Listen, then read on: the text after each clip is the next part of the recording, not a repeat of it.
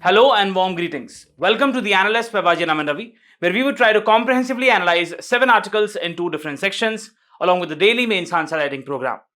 In the analysis part, we'll first have a comprehensive discussion with respect to the burdens imposed on women in the form of domestic violence and unpaid care work. Then in the second article, we'll have a discussion with respect to the importance of parliamentary committees in the overall functioning of the parliament.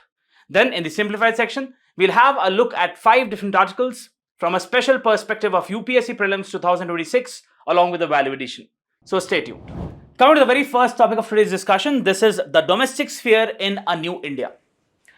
We often talk about the ideals and the values of Nari Shakti or women-led development.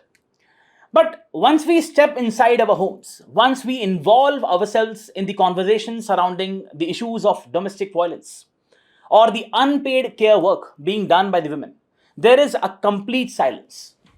There is a kind of a dichotomy which exists, a duality, where on one hand we have national leaders, including the Prime Minister, talking about the importance of women empowerment.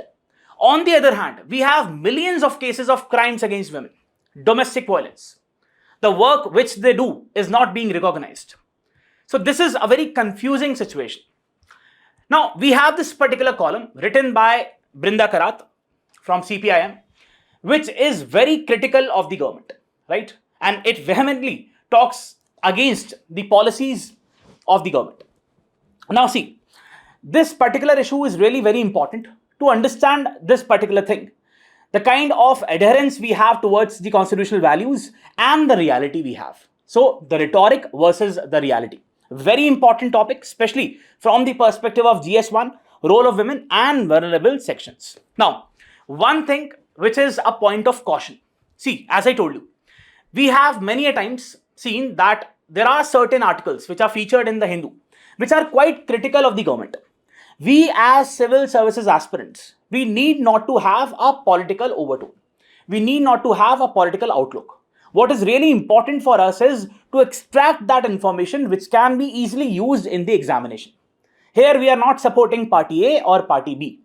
Let the article be critical of the government. Our duty, our obligation as aspirants is to extract that information and use it for the best of our answers and knowledge. I hope it's clear. So the articles with respect to the political overtones, which have these overtones, must be avoided. Now, let's focus upon the substantive aspects. One very important point which this article says is that we have been talking about Nari Shakti. Primarily, what she says is that the government has been talking about that we believe in Nari Shakti. But what we have seen is the regressive attitudes in the society. See, please understand. And one thing is very important for all of us to understand here. And that is the distinction between the constitutional morality and social morality. Let me explain this to you. See, when we talk about constitutional morality, what it means is that we adhere to the constitutional values. Believe me, it's a very important topic. Even this year it has been asked. What are those values? For instance, the values of liberty, equality, dignity. Let's talk about the ideals which are enshrined in the preamble. Or let's talk about Article 14 or Article 15. These are the values, constitutional values. On the other hand, we have the aspects of social morality, where the perceptions are based on the kind of social norms we have. And it, in one way or the other, it perpetuates differentiation in the society. For example, it tries to promote in one way or the other the aspects of casteism, or let's say discrimination, right, on the basis of religion, or let's say gender inequality. So that is what the social morality is all about. Now, let's talk about, we have this issue of domestic violence and marital rape. I hope you understand this, right? So many a times, this aspect of social morality, it tries to justify this particular aspect of domestic violence and marital rape. It says that the adjustments in the marriage, especially for the women, are normal. Whereas the constitutional morality in this particular thing talks about the aspects of dignity, talks about the bodily autonomy, right? Or let's talk about the cases of dowry deaths. You must have seen, recently we had a case in Greater Noida, right? Or let's talk about the aspects of honor killing. See, these are very important to understand. Now, when we talk about the social morality would justify dowry deaths or honor killing in the name of justice, saying that we have this, in order to promote the values of justice in a particular society, we are basically going for it. Whereas the aspects of constitutional morality would say that it's totally absurd, because right to life and dignity forms an inherent part of the constitutional values. Or let's talk about the women unpaid care work, right? So constitutional morality, what it would say, that it is very normal. It is a duty for a woman to basically, carry out these work without expecting any monetary returns. Whereas the constitutional morality, it would talk about the principles of equality, equal pay for equal work, or understanding that both women and the men, they have equal responsibility towards the domestic chores. So that is very important to understand, right? So even the former Chief Justice of India, D.Y. Chandrachud, he basically referred to this particular aspect and said that the Constitution of India is basically transformative. You must have seen, you must have read about this. It is not a transactional document, it's a transformative document, right? And the constitutional morality cannot be martyred, cannot be killed at the altar of social morality. That is what you have to understand. We as citizens of India, be it from different faiths, different castes, different genders, we have to basically base our value system in the constitutional morality. Very, very important point. That's the reason I try to emphasize. Now, when we look at this particular article, as I said, it talks about the regressive attitudes in the society. The author mentions that the chief of RSS in 2025 made a statement where he said that families need to have 3 children. So what she says is, are women only bound towards this particular reproductive function? Don't they have other functions to perform, right? Do we see women from that perspective only? So that is what a question which the author is asking. Now, what is important for us is to go through the data, because once we are writing the answer, we need to have credible data with us so that this can increase the authenticity of the answer. Now, when we talk about the dowry deaths, in this particular article, according to the data, the author says that from 2017 till 2022, in 5 years, on an average, there have been 7,000 dowry deaths. In total, amounting to almost 35,000 dowry deaths. Can you imagine? 35,000 dowry deaths. Then let's talk about the National Family Health Survey data of 5, which says that more than 30% of the women, they have faced intimate partner violence. 30% of the women. And only 14% have reported that. Look at this particular infographic. Percentage of married women in India who endured sexual violence. So they have endured the sexual violence from their current husband, 82%, then former husbands or relatives, right? Over 90% of those who endured sexual violence did not seek help from anyone. They were completely silent. Because sometimes what women feel is, it's better to keep quiet. And why they do not share is because the aspects of the dignity of the family comes in, right? So this is something which we need to understand. There has to be dignity for every person in the society, right? Also, let's look at this. Employed married women are just 26%. 53% women earn less compared to the husband. What we are trying to say, that there is a complete gender disparity. For the equal amount of work, women are being paid less, right? Then let's talk about 12.5% of the husbands think he has a right to use force to have sex. So this is the kind of mentality we have, right? So that is what the author is also talking about. Look at this particular infographic which talks about the regional aspects. Look at these states. Women who have experienced physical or sexual violence at least once since the age of 15. Look at the numbers for the states like Tamil Nadu, 42.9%, Karnataka, 48%, Telangana, 40%. Look at this, Manipur, 38%, UP, 35%. So we have these states where there are a lot many cases of domestic violence and crimes against women. Then the crime data. Out of all the case registered, that is 4.5 lakhs, 1/3 of the cases, they respond to domestic violence. So there are 4.45 lakh cases of crimes against women, and out of these cases, 1/3, more than 1/3 are with respect to domestic violence. Then let's talk about the female labor force participation rate.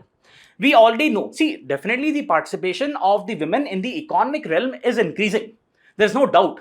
But still, if you compare India's figure with that of the global average, right? Or let's compare it with China or Vietnam, it's pretty much lesser, right?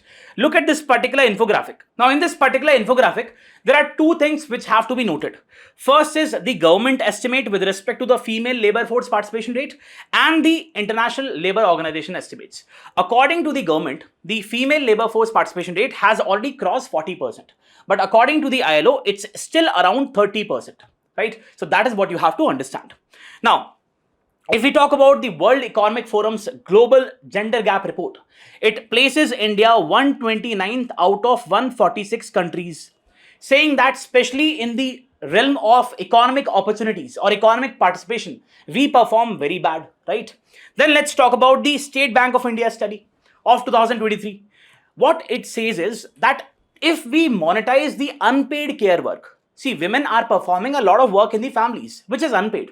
If we try to monetize it, it will amount to almost 7% of India's GDP, amounting to almost 22.5 lakh crores. 22.5 lakh crores. That is a valuation, right? Then we have the time use survey. Again, very, very important. Time use survey carried by the National Statistics Organization, Ministry of Statistics and Program Implementation. Now, this is quite important to understand. See, when we talk about the economic activities, which even the system of national accounts recognizes, it says that 25% women are employed for average 5 hours per day. 23% women in family enterprises, men 75% employed with 8 hours per day. This is not much important. What is really more important is the next set of data. What it says, 93% women do the housework. See, women are contributing professionally also over here. And 93% of the women, they're also doing the housework. 7 hours per day. Then 41% women do unpaid caregiving, almost 2.5 hours per day. Then men, only 30% do the domestic work, and that too for less than 1.5 hours a day. 21% do caregiving, average 1 hour per day. What it means? That on one hand, you have men doing the professional work, but on the other, we have the women doing the professional work, carrying their professional obligations and also their obligations towards the family in the form of unpaid care work. So women have less time for rest, less time for leisure. That is what you have to understand. Women work longer total hours than men with less time for rest or leisure, right? Very, very important set of data. Now, let's talk about the historical context. Is this particular problem or the kind of mindset we have? See, what you have to understand is that most of these things are because of the entrenched notions we have. The entrenched notions of patriarchy, right? So is it something which is quite new, or there has been an historical aspect? So what the author says is that this resistance towards having an equal platform for women and men, it is of historical origin. And that was also found in the Ambedkar's Hindu Code Bill, which basically talked about the right to divorce or free intercaste or interreligious marriages, which was vehemently opposed by the people. Or let's talk about the opposition. Many a times we have this particular discussion around the marital rape. And it is always, in some feeble voices, it is said that, marital rape should not be criminalized. Because many voices, including in the political ecosystem, what they say is that it is natural. It is natural for men in that particular marriage relation to commit or to basically make the women suffer through domestic violence. So this is what a question mark is, right? Next, talk about the public policy. See, even in our public policies, what we see is that there are entrenched notions of discrimination. See, we already have the Anganwadi workers or the accredited social health activists, which form the base or the very pillar of the public health delivery system. But do we treat them in a proper manner? See, first of all of them are women. Second, they are not treated as employees. They are basically treated as volunteers, even though they carry out some of the most important work at the grassroots level.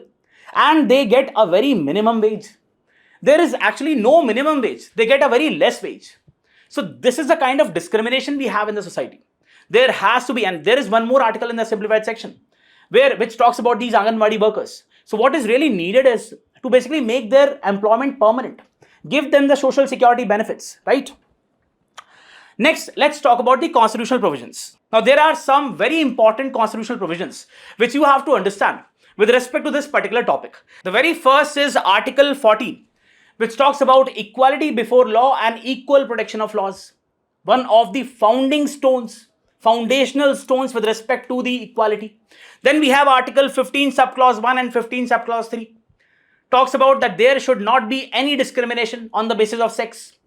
Calls for some special provisions for the women and children.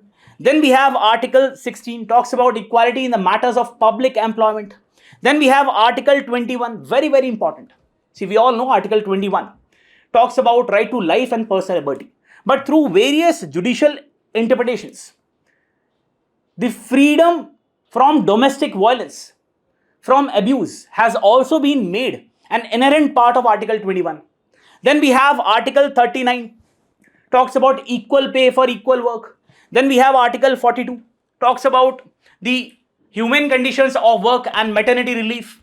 Then we have Article 15(1)(a), subclause E, says that to renounce those practices which are derogatory with respect to the women, right? So these are some of the very important core constitutional articles. Let's talk about the important legislations. When we talk about the Dowry Prohibition Act, this was one of the very important statutory framework to prevent the dowry and to make sure that we have stringent provisions with respect to those people who commit or involve themselves in this particular heinous act. Then we have section 304B of IPC, which has been put as section 80 of the Bharatiya Nyaya Sanhita. Now this basically defines a dowry death, that what is a dowry death, and also prescribes the punishment from 7 years to life imprisonment. Then we have Protection of Women from Domestic Violence Act of 2005, a very comprehensive framework, statutory framework, talking about the aspects of domestic violence, includes the aspects of physical violence, emotional violence, sexual, verbal, economic abuse, and also provides for the protection, the rehabilitation, the maintenance rights of those people who have suffered the domestic violence. Then we have Criminal Law Amendment Act of 2013. It was basically enacted aftermath the very grave incident, the Nirbhaya incident. So it also has various provisions which try to basically prohibit the sexual harassment, stalking, or acid attacks. Then we have Sexual Harassment of Women at Workplace. Again, tries to make sure that there is no harassment at the workplaces, right? Then we have Equal Remuneration Act, has been incorporated as a very important part of Code on Wages 2019. Then we have Maternity Benefit Act of 1961, which was amended in 2017, which talks about 26 weeks of paid maternity leaves, and it also talks about the establishment of creche facilities, right? So again, these are very important, especially once you're writing answers, right? You need to incorporate these things. See, we cannot have this particular perspective that government has not done anything.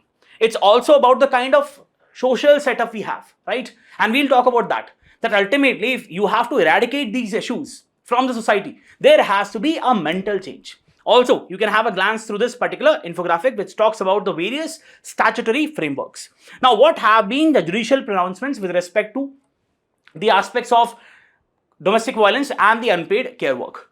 It was the Vishaka versus State of Rajasthan, where the Supreme Court came up with the guidelines that how to basically eradicate or prohibit the sexual harassment at the workplaces. And then we had this particular Act of 2013, right, where these guidelines by the Supreme Court, they were formalized as a statutory framework in the form of Sexual Harassment of Women at Workplaces, Prevention, Prohibition and Redressal Act of 2013.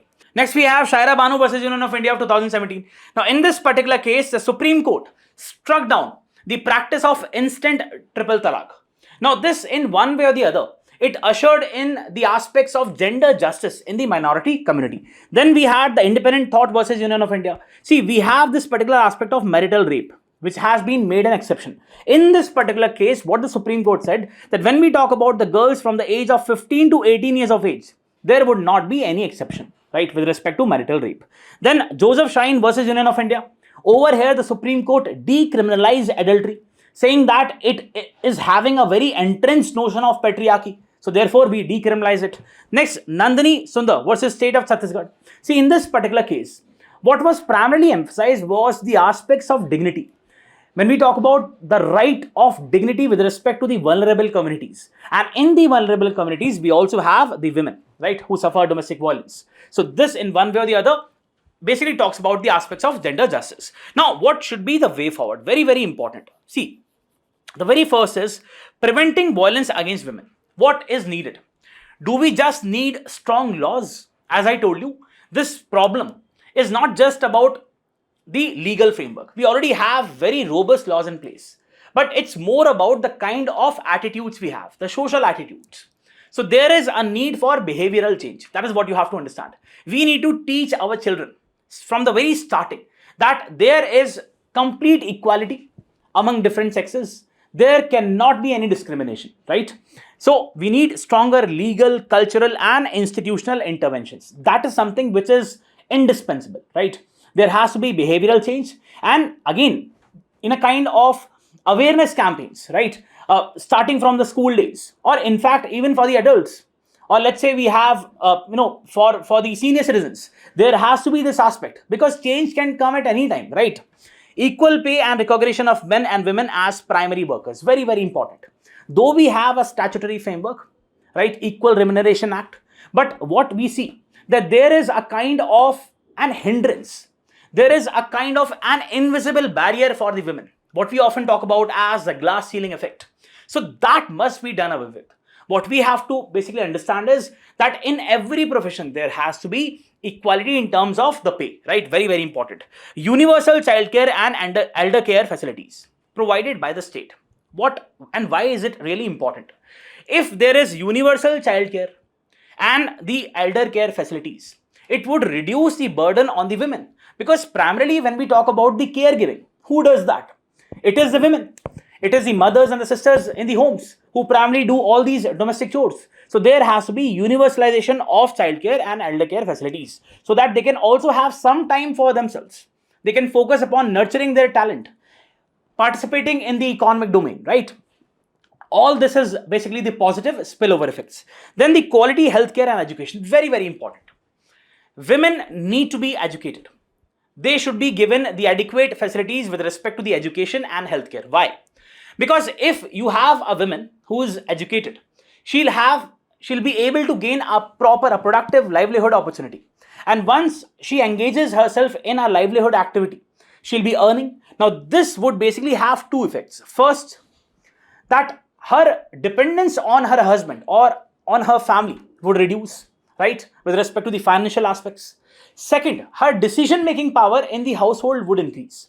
And it has been seen through various social research that women tend to spend more upon the children's health and education. So this is something which is very important. So at the root lies this particular solution, that we have to invest in the education and health of the women. Then we have cultural transformation. Very, very important, as I told you. There has to be a change in the mindset, right? Encourage shared domestic responsibility. Very, very important. So these days we definitely see that happening, where the men and the women share equal domestic responsibilities. But still, in some conservative families, I have personally seen that this is not followed. What it is thought is that it is primarily the duty of the women. Yes, it's the duty of the women to perform these domestic chores, but that should not be there, right? See, in present modern societies, we have the men and the women both earning, right? And in some cases, in fact, the women are doing great in their careers. So there has to be equality in the overall aspects. Justice for ski workers. As I told you, we have these Anganwadi, we have these Asha workers. Give them a permanent employment status, first thing. Give them the adequate social security benefits, not just honorariums, not just these pays. Don't treat them as volunteers, right? Very, very important. Minimum wages, benefits, and recognition as government employees. Mainstreaming the unpaid work.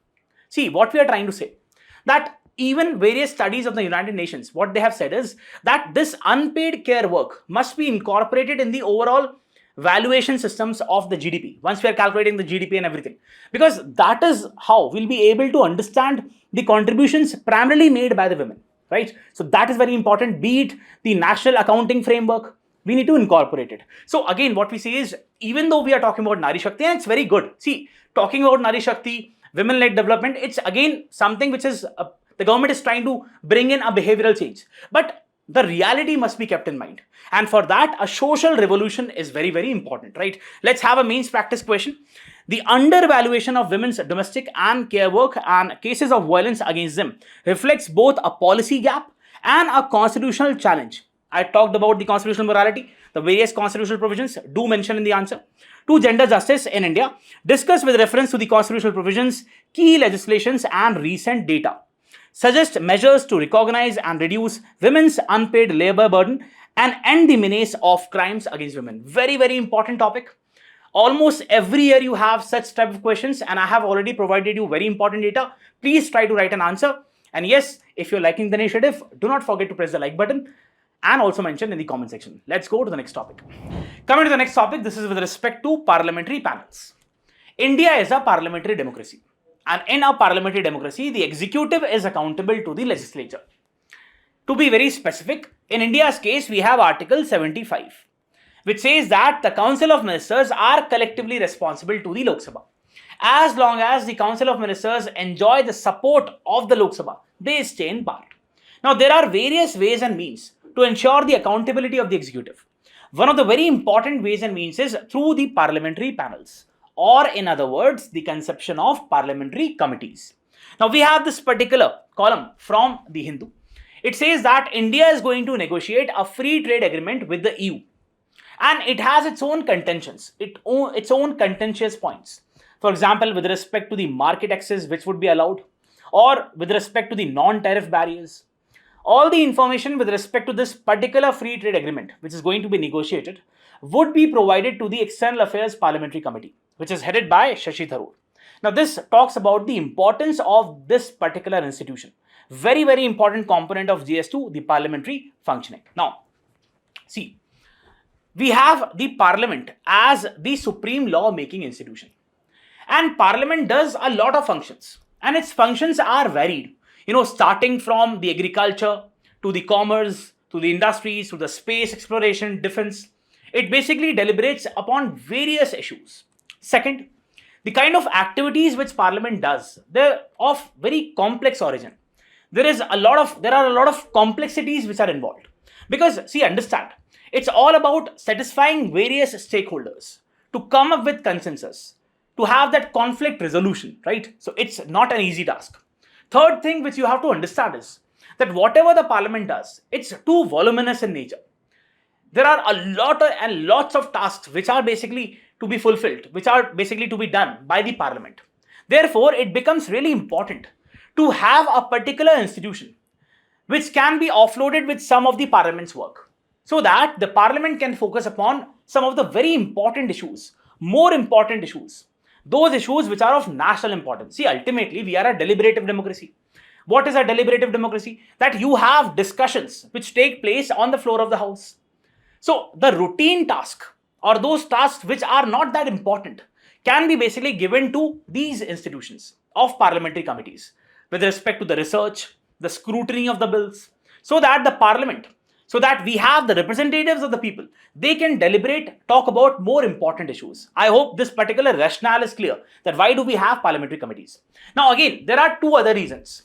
One is that, see, as I told you, to basically enhance this aspect of accountability, to make the government accountable with respect to its actions and inactions. Whatever it does, it has to be accountable. And we have the parliamentary committees who make sure that the government basically does its work in a particular framework, adhering to a particular framework of the constitution and the statutory laws. Third thing which you have to understand is that we have, again, understand that we have these parliamentarians and they are journalists in nature. When they are sitting together, they are journalists. But some of the very important bills, they require expert opinion. And there must be some parliamentarians, let's say, who have had experience in the agriculture domain, or some of them, let's say, who have had experience with respect to the foreign affairs. For example, in this particular committee, we have Shashi Tharoor. Now, he was basically one of the very important, once we had the UP regime, he was one of the very important leaders with respect to the external affairs, right? Ministry of External Affairs. So what we are trying to say is that these people, these committees provide expert opinion, which parliament otherwise cannot do, right? So therefore, three things are important. First, to offload some of the routine tasks to these committees. Second, to ensure greater accountability of the government. And third, to provide the expert opinion. Always remember that. Now, these committees, parliamentary committees, they comprise of the members of parliament who are either elected or appointed or nominated by the chair of the house. We generally have this conception that these members are elected. No, not for all committees. What you have to understand is for some committees we have elected members, for other committees we have either nominated or we have appointed. That is what you have to understand. These committees work under the overall functioning or the command of the chair. So when we talk about the Lok Sabha, it is the speaker. When we talk about the Rajya Sabha, it is the chairman. See, understand, the overall decorum of the house, it is ultimately the responsibility of the chair of the house. So you have the chair of the house guiding the functioning of these parliamentary committees also. If we go back in the history and talk about the origin, we have the British Parliament, which basically is one of the reasons for their existence. Now, see, if you talk about the constitutional provisions, we have Article 105, which talks about the privileges with respect to the members of parliament, its committees, and overall house. So over here, we find a mention of this particular committee. Then we have Article 118, which talks about the powers with respect to the coming up of the rules and regulation with respect to the functioning of the house, right? So we have the houses which are given this power that they can form their own rules. Similarly, they can come up with their own rules for these parliamentary committees also. Now, these, as I said, the constitution mentions these committees at different places. For example, I told you Article 105. But what you have to understand is, when we talk about the tenure of these committees or the composition of these committees or what would be the mandate of these committees, the functioning, the functions, they are not mentioned in the constitution, right? For that, we have the house and ultimately the chair of the house who is responsible. Now, how are these parliamentary committees classified? See, when we look at the classification, and this is quite important, especially from the perspective of the prelims, there is primarily a two-way categorization. One, we have the standing committees, the other, we have the ad hoc committees. As the name suggests, these standing committees, they are of permanent origin, right?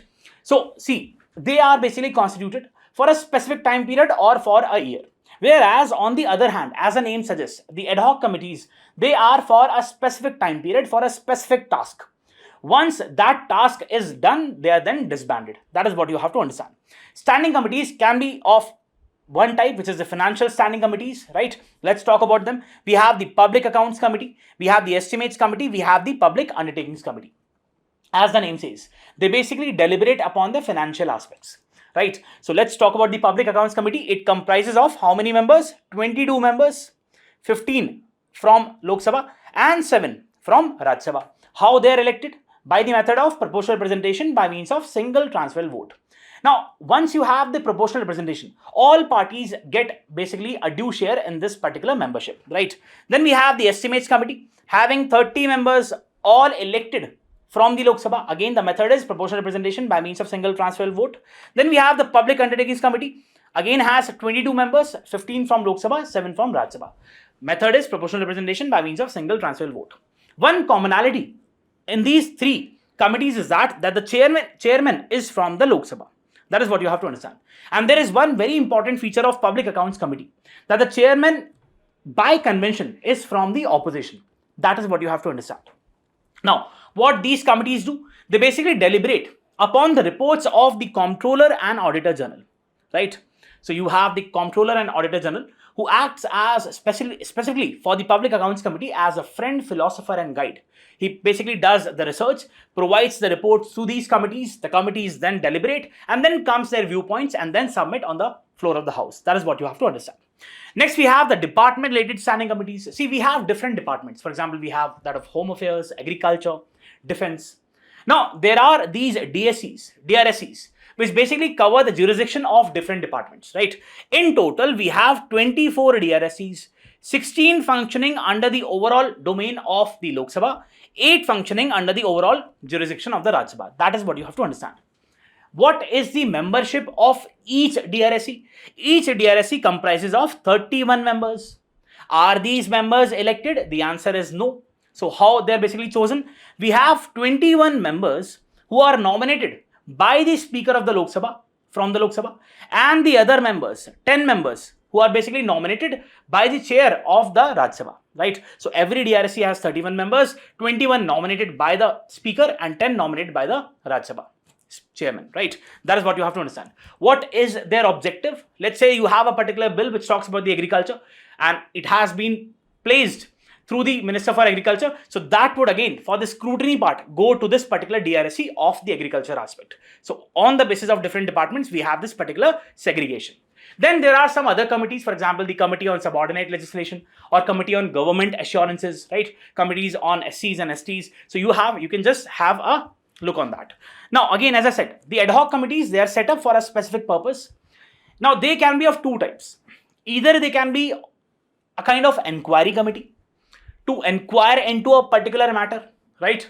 Let's say a scam has taken place or a particular, something took place. So in order to inquire about that, the government can basically come up and form this particular committee, inquiry committee. Or there can be an advisory committee to advise on a particular matter, right? So we also have this Waqf bill, right? For that, the government formed a joint parliamentary committee, right? Now, what is a joint committee? Which comprises of the members from both the houses. Select, it comprises of the members from a specific house. That is what you have to understand. And again, I tried to elaborate upon this is because it is quite important for the prelims. Now, let's talk about the other thing. What are the powers and functions of these parliamentary committees or the parliamentary panels? The very first is review and scrutinize the working of the government.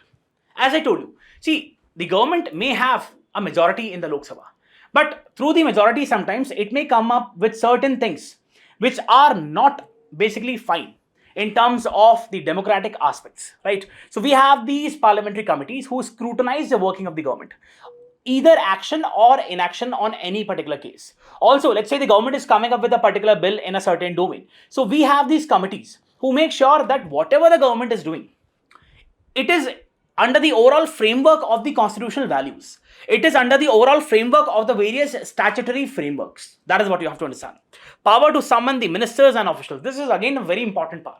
You can just see from this particular article itself that we have this committee headed by Shashi Tharoor. Now the government is going to brief to the committee that what we are basically going to do. So this is again something very important. So these committees are very prestigious. That is what you have to understand. Recently, we had the Operation Sindoor, and after the Operation Sindoor, we had the same committee, the Committee on External Affairs. It basically summoned the Foreign Secretary, Vikram Misri, right? So that is the kind of power which it has. It also many times has summoned the Reserve Bank of India governor, right? In order to know, to inquire that what actions have you taken? Were your actions correct or not, right? Next, we have examination of bills, as I said. So see, when the government comes with a particular bill, it may be not, there can be an element of fallibility. There can be some provisions in the bill which are not correct. Maybe there is a kind of haste. There can be the passage of hasty bills. So in order to avoid this particular scenario, we have these committees who look into the specific provisions, each and every provision. And if there are loopholes, these committees basically submit their arguments. Now again, this is very important. Why? Because if you have issues in a particular bill, it would be then subject to a lot of amendments in future. And this is not good for the overall functioning of the government. Therefore, in order to have a robust framework of the law, these committees are very important. Make recommendations. It can make recommendations with respect to any particular sector, be it the telecom, or let's say with respect to the mining. It can come up with its own report. Or let's say recently we had the Parliamentary Committee on Rural Development and Panchayati Raj talked about the need for having a robust infrastructure in the left-wing extremism areas. So again, they make recommendations, and definitely many a times the government has worked upon those recommendations. What is the significance of parliamentary committees? Already elaborated, but still expertise and specialization. Again, the members of these committees, they've had experience in particular domain. They've worked in that particular domain. So they have whatever argument they would give, that would be an educated argument, right? So it's really very important. You must have seen at the tea stalls, people giving their own arguments. See, giving arguments is not bad, but again, understand, it has to be supported by a proper rationale, a proper reason, right? So you have these members of the parliamentary committees who have a particular well-educated argument, right? They have a specialization. Next, cross-party collaboration. Again, very, very important. As I told you that we have the members in the Public Accounts Committee elected through the proportional representation. So you have the representation of all the parties, right?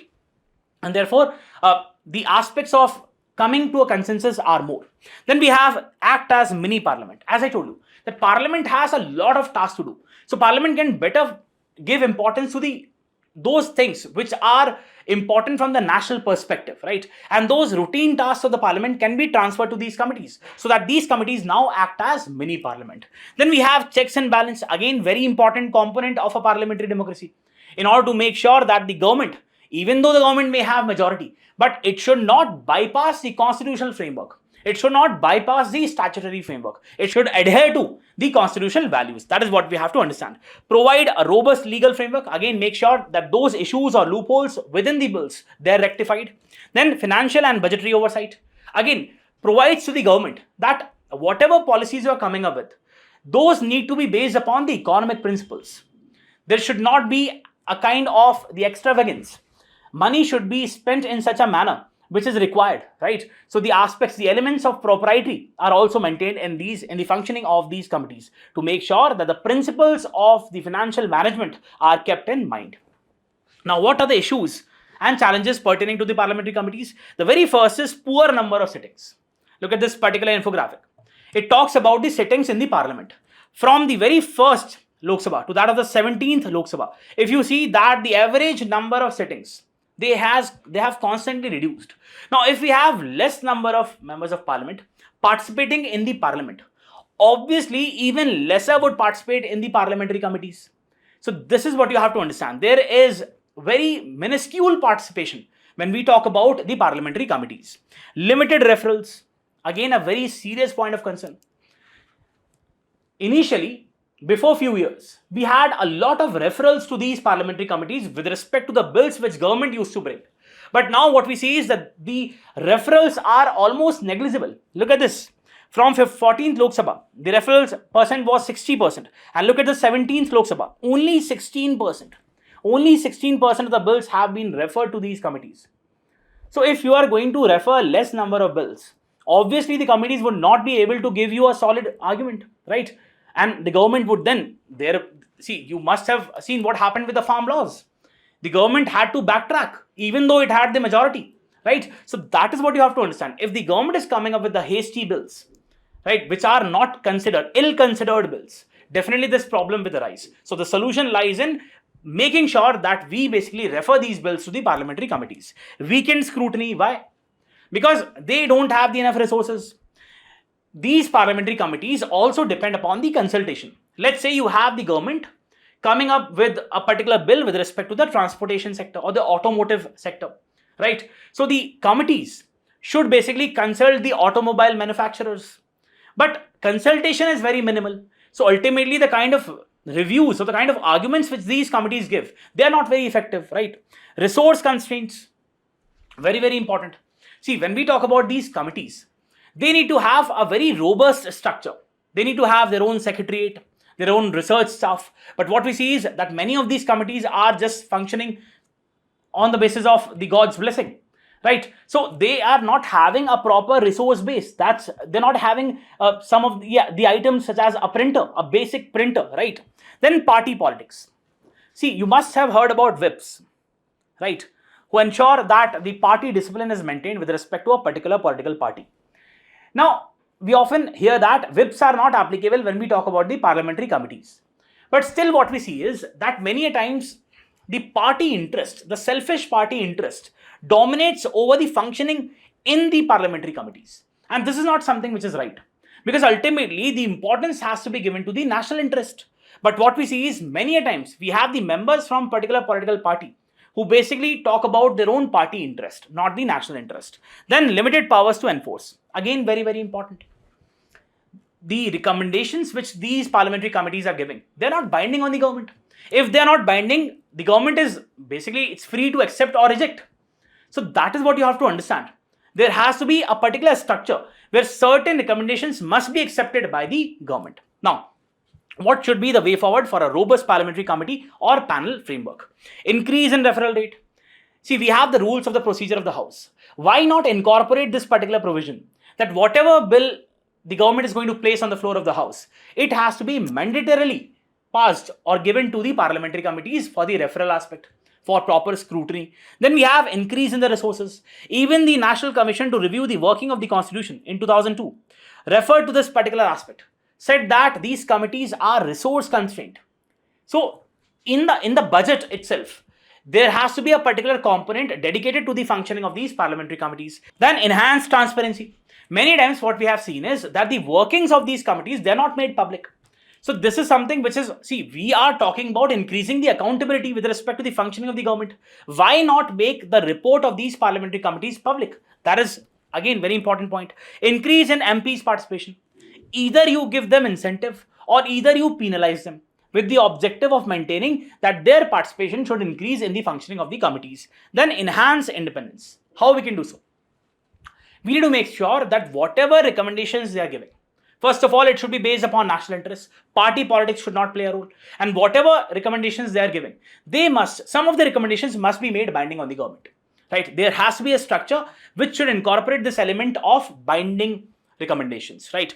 And also, we had the 28th President of the United States who basically emphasized upon the importance of these committees, where Woodrow Wilson said, Congress in session, now Congress is the parliamentary body in the US, is Congress on public exhibition, whilst Congress in committee rooms is Congress at work. So it emphasizes upon the importance of these committees, right? So again, a very, very important topic of GS2. Let's have a mains practice question. The weakening of the parliamentary committee tantamounts to weakened parliamentary system of governance. Analyze, very easy question. Talk about various dimensions which we have discussed. Also, we had a particular previous year question. It says, explain the structure of the parliamentary committee system. How far have the financial committees helped in the institutionalization of the Indian parliament?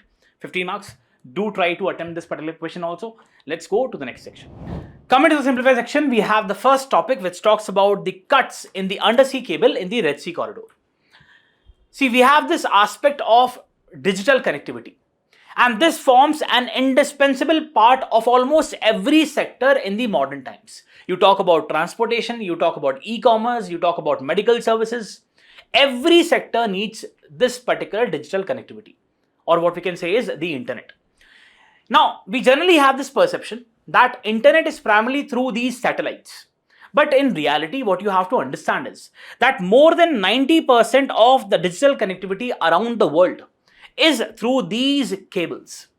These cables which are basically laid on the floor of the oceans. They are transcontinental in origin. That is from one continent to the other, right? So they are placed in a very hostile environment, and they are the ones who are responsible for carrying more than 90% of the data from one location to the other and again back. The data transfer is dependent upon these undersea cables. Now, the news says that in the Red Sea corridor, now before we talk about that, what you have to understand is that there are various geopolitical conflicts which are taking place around the world. And because of that, what many times we have seen is that these cables are basically cut by these forces. They have been sabotaged. Many a times these cables have been cut deliberately, right? So that the connection gets lost. So in the Red Sea corridor, for example, we have the Houthi rebels, especially when we talk about the state of Bab el-Mandeb. Now you have to tell me the countries, right, which the Bab el-Mandeb state divides. Do mention in the comment section. So we have the Houthis who have attacked the American allies and the Israelis. So because of that, what has happened is many of the cables have been cut, and this has compromised the digital connectivity for the other countries. Here we are talking about India, right? So let's talk about that. Bharti Airtel and Reliance Jio's information networks are among dealing with the increased latency. What is latency? Latency means I transfer data from point A to point B, and then again that data packet comes back to point A. So the overall time it takes to go and come back, that is latency. If you have a strong digital connectivity infrastructure, the latency would be less.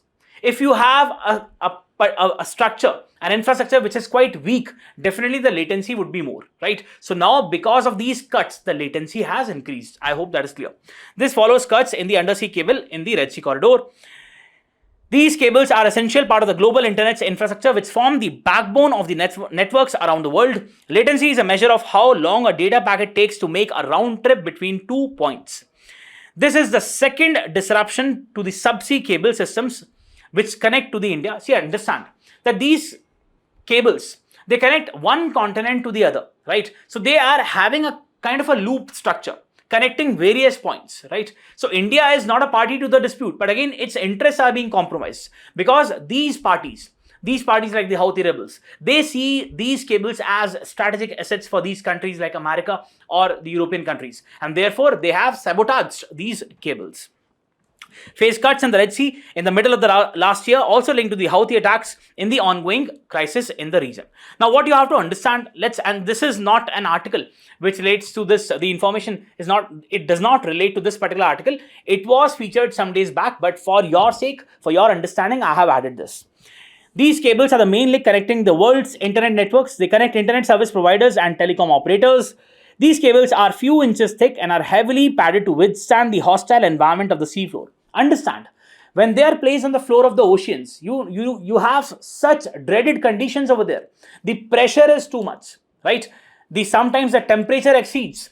So therefore, you need to have a proper covering, proper padding of these cables. You can just have a look. We have these cables. If you can just look at this particular picture, right? See how strongly they're padded.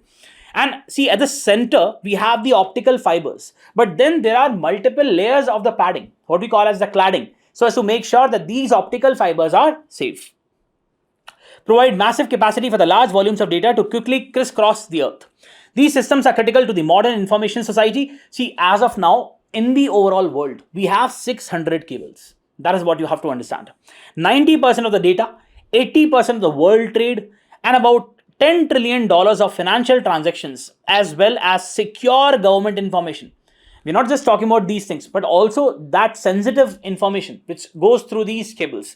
It is basically, these cables are responsible for transferring the data packets from one area to the other. Look at the importance of these cables. That's the impact the infrastructure has. Now, if you just look at this particular map, again, just for the sake of understanding, you will see that there are certain areas where you see a higher density of these cables.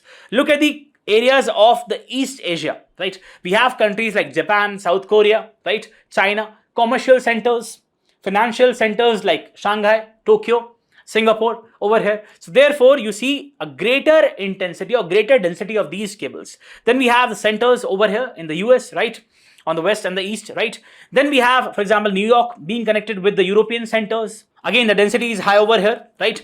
Then you can just see that in India, we have primarily two centers. We have Mumbai and we have Chennai. That is what you have to understand. These are the points of connection with respect to these cables, right? So that is what you have to understand. Now look at the optical fiber. As I told you, that in the center we have the core, then we have the cladding, and then we have the plastic coating. Now, as I told you that in India we have two centers, we have Mumbai and we have Chennai, and now there's a proposal to also connect with the Andaman and Nicobars, that is from Chennai to Andaman and Nicobars.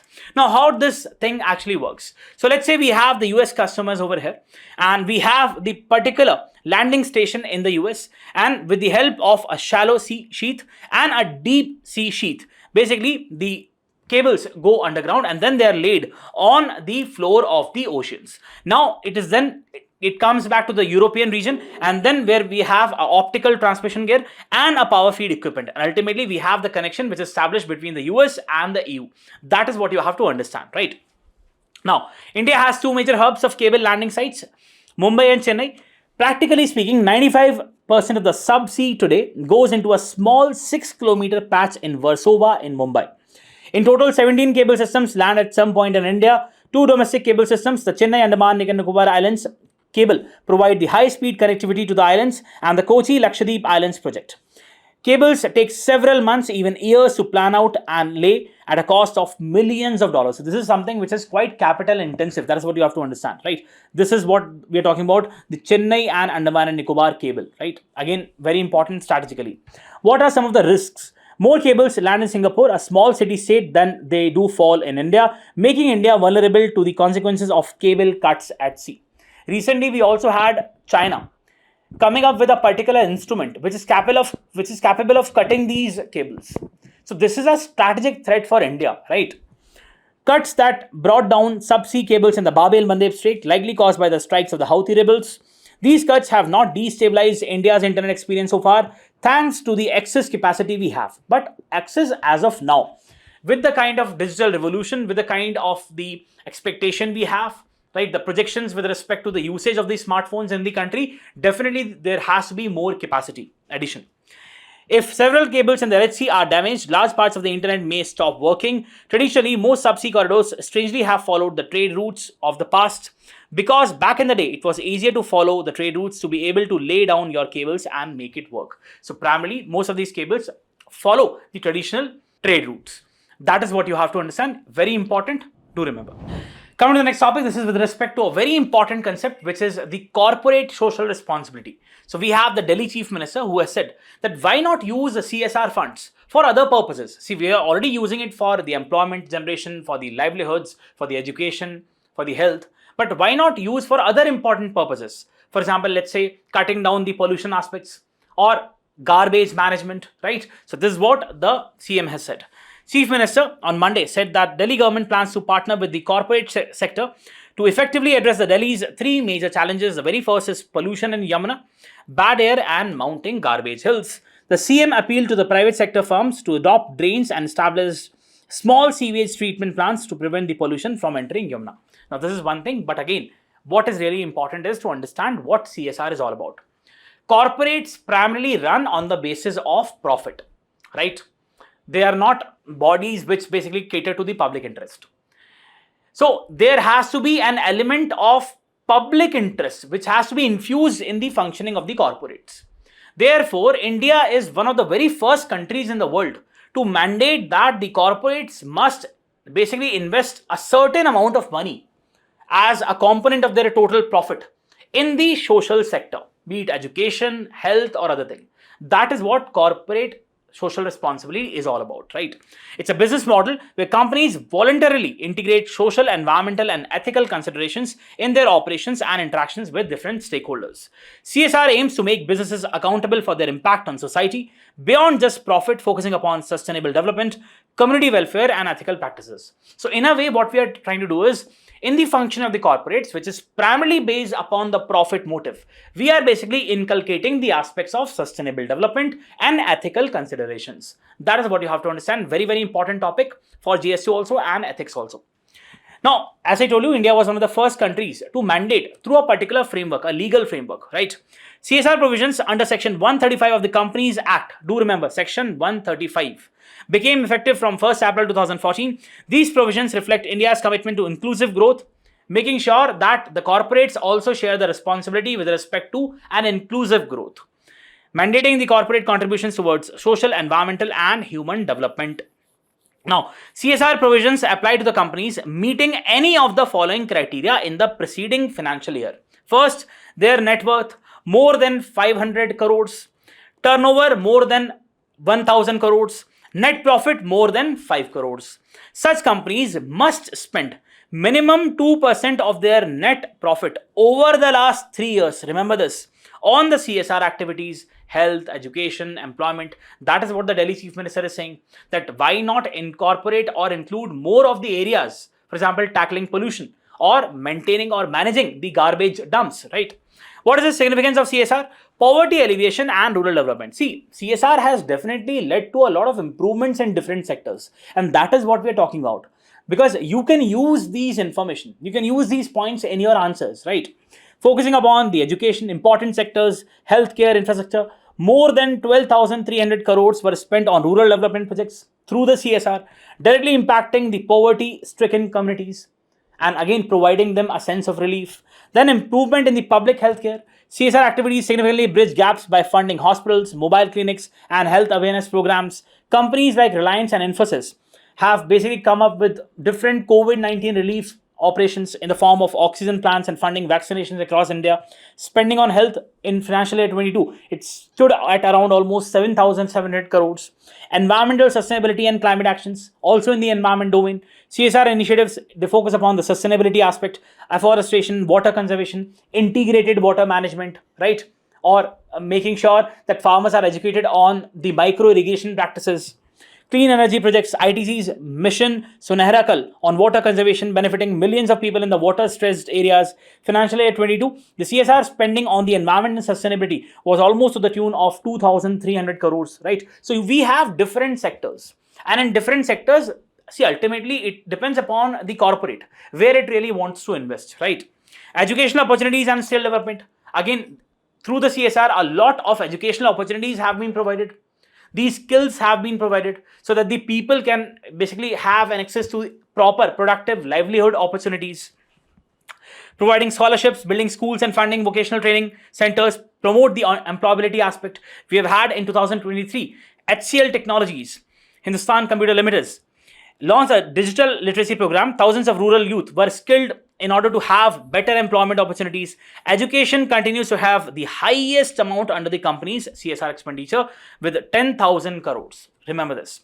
Enhancement of the community infrastructure, construction of roads, sanitation facilities, community centers, improvement in the quality of life for the underserved communities. See, what you have to understand is, especially in those remote corners, they do not have the adequate funds to come up with these public infrastructure models. Therefore, many a times, the CSR, the corporates through the CSR have helped to create these sustainable infrastructure in these places. Vedanta's efforts, including Swasth Gaon Abhiyan, provides end-to-end healthcare services. 1,000 villages have been benefited, boosting economic self-sufficiency and livelihood programs. CSR programs in India often target the economic empowerment through the livelihood and self-sufficiency initiatives, right? So also helping these self-help groups. Hindustan Unilever's Prabhat initiatives focus upon the rural women's empowerment. Entrepreneurial skills are being given so that they can come with their own livelihoods, self-employment opportunities, create independent income sources, reducing the dependency and promoting economic resilience. Corporate reputation and stakeholder engagement. This is but obvious. If a particular corporate is spending a lot or fulfilling its own responsibilities with respect to these part, definitely its brand image would improve, right? The perception of the company in the minds of the people would improve. CSR enhances the corporate reputation, builds trust with the consumers, customers, investors, and other stakeholders. Mahindra Group has been planting 1 million trees every year. Definitely, this is something which people like, right? Alignment with the Sustainable Development Goals. The UN has already set a list of goals and targets to be met by 2030. And in a way, the CSR is also helping in that particular domain. Aligns well with the United Nations Sustainable Development Goals like poverty eradication, quality education, and climate. Wipro and Tata integrate SDG alignment into their CSR strategy, which broadens the impact and relevance of these contributions. As of 23, about 60% of the CSR projects in India directly target the Sustainable Development Goal. So that is the importance of CSR. And therefore, these contributions made by the corporates must also be applied in the other sectors, what the Delhi Chief Minister is also talking about, right? So that's what you have to know. Let's go to the next topic. Coming to the next topic, this is with respect to the Anganwadi workers. Now, in the very first topic, we talked about the conditions of these Anganwadi workers and the Asha workers. We have the season of election coming in the state of Bihar, and we have the Bihar Chief Minister saying that the pays which are being given to these workers, Anganwadi workers, it would be enhanced. Now, see, as I told you, that we don't see their work as a kind of an employment. We see it as a kind of a volunteering activity. So, therefore, they have a lot of issues, these Anganwadi workers, the Asha workers. And now what the Bihar government is thinking to do is, they're going to increase the wage, right? Possibly because you have the election season. Recognizing their role in improving the nutrition and living standards of children and pregnant women in the state, Bihar Chief Minister on Monday announced a hike in the honorarium for Anganwadi Sevikas, the workers, and the Sahikas, the helpers. They work at the Anganwadi centers under the Integrated Child Development Scheme. That is how you use the information. Anganwadi workers, they primarily work for the mandate of ICDS. The ICDS, which functions under the Social Welfare Department, is responsible for implementing various programs for children under the 6, adolescent girls, and pregnant and lactating women.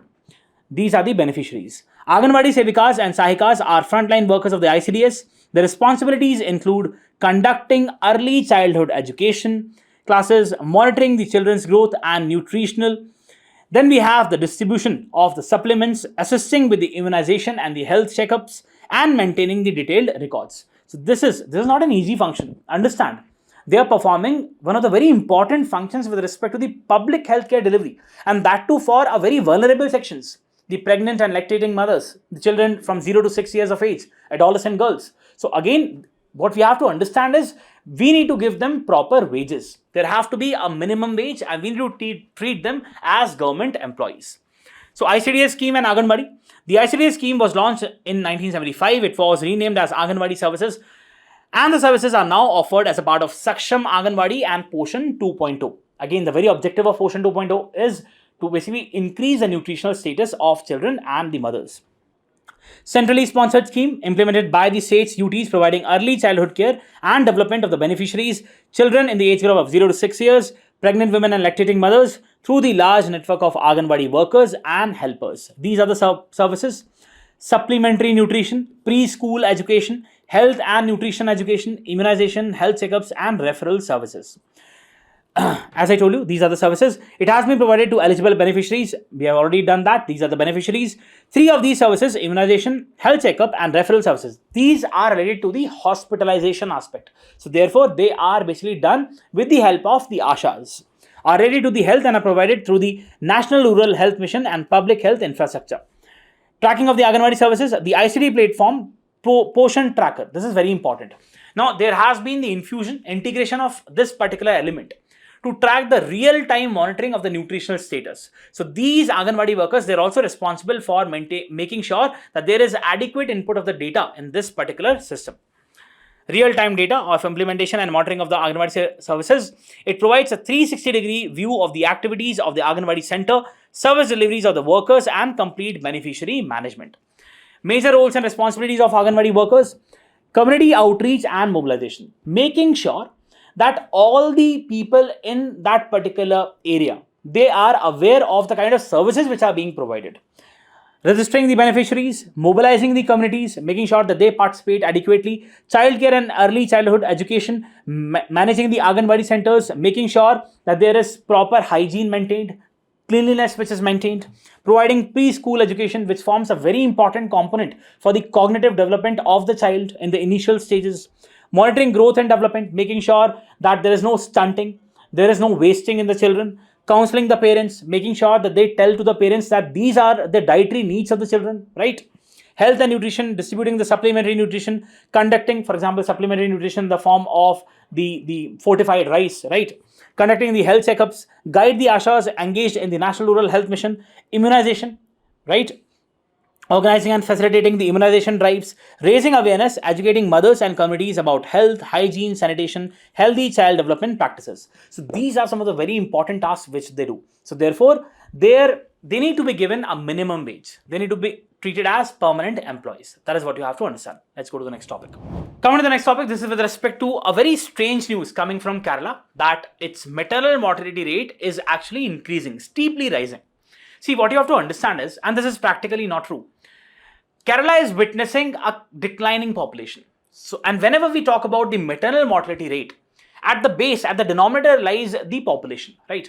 So once you have the denominator which is decreasing, definitely the overall numeric would increase, and therefore we are witnessing the rise in the number of the maternal mortality rate. In reality, what you have to understand is that still the rate remains same, but because of the declining population, we see an aggravated picture.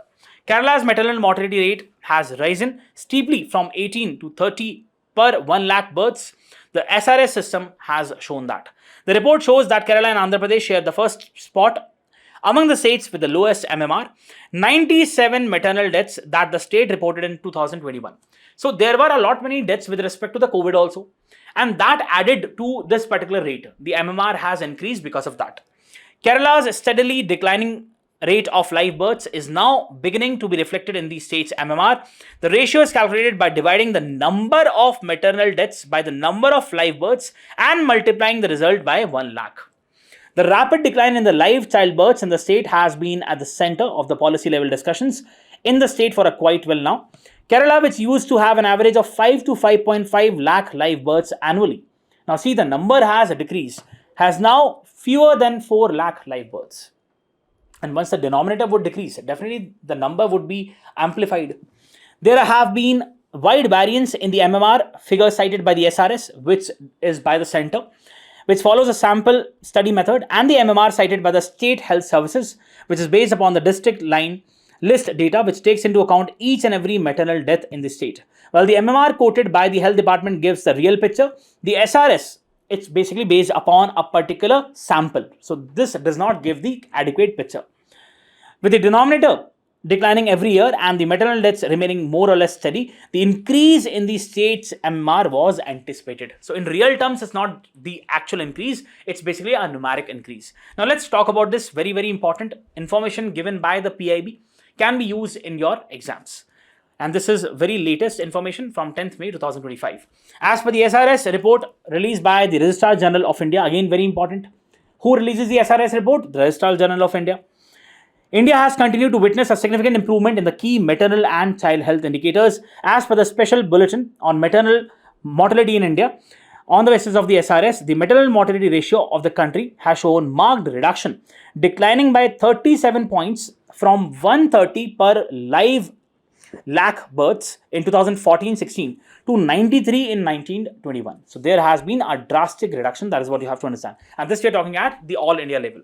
Similarly, as per the SRS statistical report of 2021, the downward trend of child mortality indicators continued. The infant mortality rate of country has declined from 39 per 1,000 live births in 2014 to 27 per 1,000 live births in 21. Neonatal mortality rate has declined from 26 per 1,000 live births in 14 to 19 per 1,000 live births. Under 5 mortality rate declined from 45 per 1,000 live births to 31 per 1,000 live births in 2021. So this is what you have to understand. Just have a glimpse through it and maybe you can use in the answers.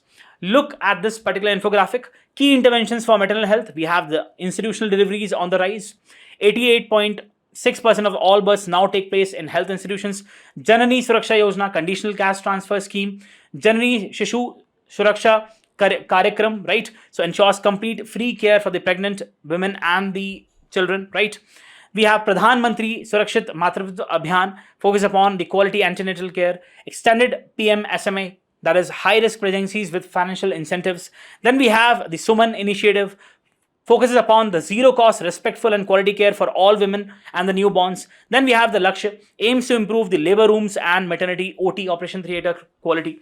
And look at this, global reduction and the India's. You can just have a look. What are other interventions? Maternal death surveillance and response. Then we have mother and child protection card and safe motherhood booklet. Reproductive and child health portal, it has been developed. Anemia Mukt Bharat Poshan Abhiyan. Birth waiting rooms. Village Health Sanitation and Nutrition Day. So these are all initiatives, right? Again, whenever you're talking about the government initiatives, do mention these things, right? So as to make your answer more holistic in nature. Let's go to the last article. Coming to the last topic of today's discussion, this is with respect to a very important institution, which is the District Mineral Foundation Trust. See, understand the rationale. We have the mining which takes place at different locations. And once mining takes place, it leads to a lot of degradation with respect to the environment. And not just to the environment, but also a lot of sufferings to the people who live over there. So therefore, a compensation mechanism needs to be there. And through the DMFT, District Mineral Foundation Trust, we basically ensure that a certain component of the kind of royalty which is being imposed on these miners, it also flows to a part of the trust, and this money which accumulates in the trust is then used for specific purposes, for improving the standards of life, right, in that particular area. District Mineral Foundation is a trust set up as a non-profit body under the Mines and Minerals Development and Regulation MMDR Amendment Act of 2015 to work in the interest and the benefits of persons and the areas affected by the mining related operations in a manner as may be prescribed by the respective state governments.